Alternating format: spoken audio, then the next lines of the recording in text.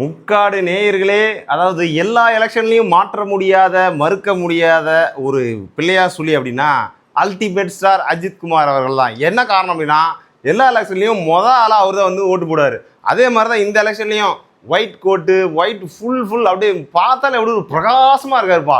அந்த வைப்லாம் எங்கேருந்து அவரை பார்த்தாலே ஒரு வைப் வருது.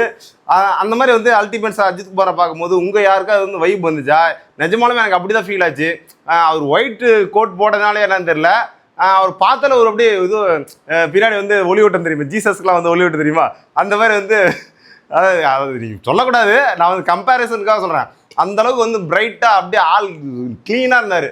அந்தளவுக்கு ஒரு பாசிட்டிவ் ஃபீல் வருதுன்னு அவர் பார்த்ததுக்கப்புறம் அது வந்து எல்லாத்துக்கும் வந்து ஒரு முன்னுதாரணமாக இருக்கார். அதாவது எல்லாருமே ஓட்டு போடணும் அப்படின்றத வந்து அவர் இது பண்ணுறாரு. முக்காடு நேரில் உங்களோட அனுமதியோட கொஞ்சம் நான் சீன் பண்ணிக்கிறேன். ஏன்னா எங்கள் தளபதி ஐயோ கர்நாடக தலையில் வருது. ஓகே, நல்லா இருக்கா? கமெண்ட் பண்ணுங்கள். இந்த ஸ்டூடியோ கெட்டப் வந்து நல்லா இருக்கா? முக்காடு நியூஸ் வந்து வராதுன்னு ஃபீல் பண்ணாதீங்க, கண்டிப்பாக வரும்.